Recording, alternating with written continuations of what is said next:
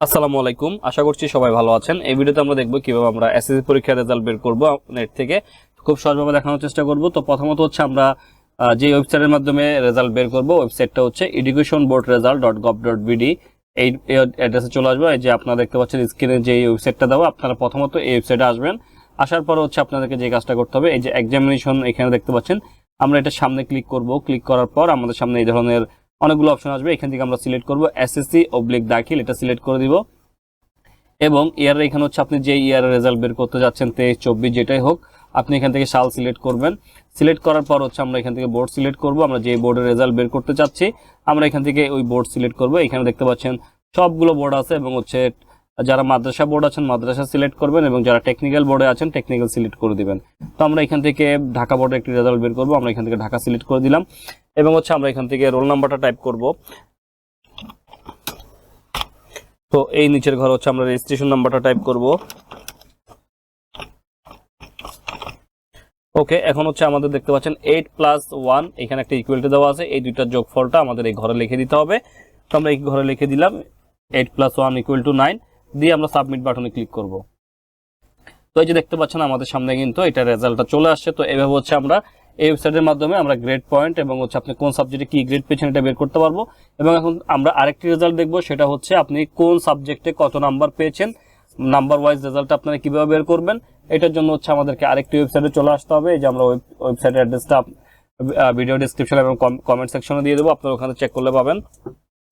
তো মার্কশিট সহকারে যারা বের করতে চাচ্ছেন প্রত্যেক সাবজেক্টে কত মার্ক পেয়েছেন, ওইটা যদি বের করতে চান আপনাকে এই ওয়েবসাইটে যেতে হবে eboardresult.com/bn/ebr.app/home/।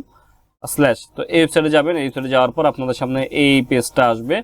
তো এখান থেকে আমরা একটু নিচে স্ক্রল ডাউন করে যে ফলাফল দেখতে দয়া করে নিচে তথ্যসমূহ প্রদান করুন। তো এখানে আমরা পরীক্ষার নাম দিয়ে দিব এসএসসি/দাখিল, এটা দিয়ে দিব। দিয়ে দেওয়ার পর হচ্ছে পরীক্ষার সাল, আমরা এখান থেকে পরীক্ষার সাল সিলেক্ট করব। যারা 24 দিবেন, যারা 23 দিবেন, যে বছরের রেজাল্টটা বের করতে চাচ্ছেন ওই সালটা সিলেক্ট করে দিবেন। সিলেক্ট করে দেওয়ার পর হচ্ছে আমরা এখান থেকে বোর্ডের নাম দিয়ে দিব। আমরা যেই বোর্ডের রেজাল্ট বের করতে যাচ্ছি, যারা মাদ্রাসা বোর্ড আছেন মাদ্রাসা দিবেন, কারিগরি বোর্ড আছেন কারিগরি দিবেন, চট্টগ্রাম থাকলে চট্টগ্রাম, আপনি যে বোর্ড আছেন ওই বোর্ডের নাম দিয়ে দিবেন। তো আমরা এখান থেকে ঢাকা সিলেক্ট করলাম। সিলেক্ট করার পর ফলাফলের ধরন, অবশ্যই এখানে আপনারা ফলাফলের ধরনটা দিবেন হচ্ছে একক বিস্তারিত ফলাফল, এটা দিবেন। তো আমরা এটা সিলেক্ট করব। এটা সিলেক্ট করার পর হচ্ছে পরীক্ষার রোল নাম্বার, তো রোল নাম্বারটা আমাদের এখানে টাইপ করতে হবে,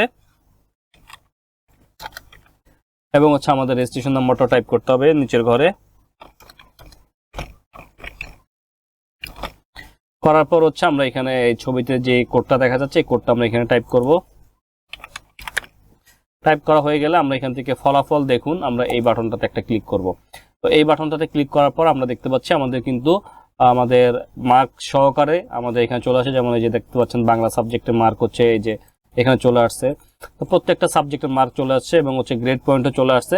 এবং আপনি যদি চান এটাকে একটা পিডিএফ সেভ করবেন বা প্রিন্ট করবেন, সেক্ষেত্রে হচ্ছে আমাদের এখানে প্রিন্ট বাটন দেখতে পাচ্ছেন, অথবা আপনারা একদম নিচে চলে এসে এখানে প্রিন্ট বাটনে ক্লিক করে দিবেন। তো আমরা যদি প্রিন্ট বাটনে ক্লিক করি, আপনি যদি এটাকে এখন পিডিএফ সেভ করতে চান আপনারা এখান থেকে সেভ অ্যাজ পিডিএফ এটা সিলেক্ট করবেন।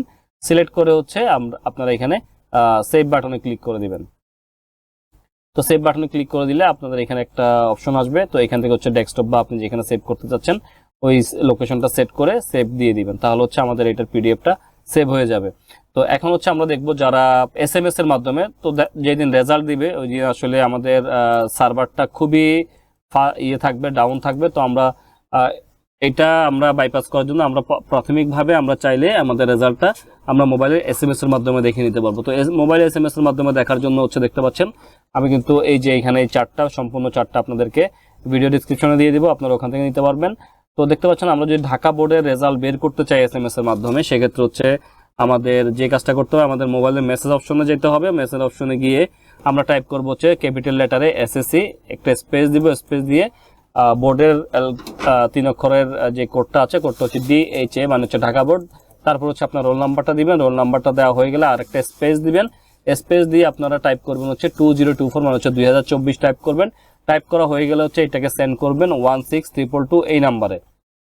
তো এইভাবে হচ্ছে আপনারা প্রত্যেক বোর্ডের রেজাল্ট সেম ভাবে দেখতে পারবেন। শুধুমাত্র হচ্ছে আমাদের এই যে বোর্ডের কোড নাম্বারগুলো চেঞ্জ করতে হবে। আমি বোর্ডের কোড নাম্বারগুলো একে একে আপনাদেরকে একটু বলে দিচ্ছি। তো দেখেন এখানে বরিশাল বোর্ডের কোড নাম্বার হচ্ছে BAR, চট্টগ্রাম বোর্ডে হচ্ছে CHI, কুমিল্লা বোর্ডে হচ্ছে CUM, দিনাজপুর বোর্ডের হচ্ছে DIN, যশোর বোর্ডের হচ্ছে JES, ময়মনসিংহ বোর্ডের হচ্ছে MYM, রাজশাহী বোর্ডের হচ্ছে RAJ এবং হচ্ছে সিলেট বোর্ডের হচ্ছে SYL, মাদ্রাসা বোর্ডের হচ্ছে MAD এবং যারা টেকনিক্যাল বোর্ডে আছেন তাদের হচ্ছে TEC। তো এভাবে হচ্ছে আমরা এই ফরম্যাটটা কিন্তু একই থাকবে, শুধুমাত্র হচ্ছে আমাদের বোর্ডের কোড নাম্বারটা চেঞ্জ হবে। তো এভাবে হচ্ছে আমরা আমাদের ফলাফল, বিস্তারিত ফলাফল দেখতে পারবো গ্রেড পয়েন্ট। আমি এই ভিডিওর মাধ্যমে আমি আশা করব আপনারা প্রত্যেকটা একদম পুরোপুরি আপনারা বুঝতে সক্ষম হয়েছেন কিভাবে আপনারা এসএসসি পরীক্ষার রেজাল্ট বের করবেন। তো আশা করব ভিডিওটা আপনাদের ভালো লাগবে। যদি ভিডিওটা ভালো লাগে তাহলে অবশ্যই লাইক, কমেন্ট, শেয়ার এবং সাবস্ক্রাইব করার অনুরোধ থাকবে এবং হচ্ছে পরবর্তীতে এই ধরনের ইম্পর্টেন্ট ভিডিও পাওয়ার জন্য নোটিফিকেশন বাটনটি অন করে রাখবেন। তো আজকে এতটুকুই, ধন্যবাদ সবাইকে, ভালো থাকবেন সবাই, আল্লাহ হাফেজ, আসসালামু আলাইকুম।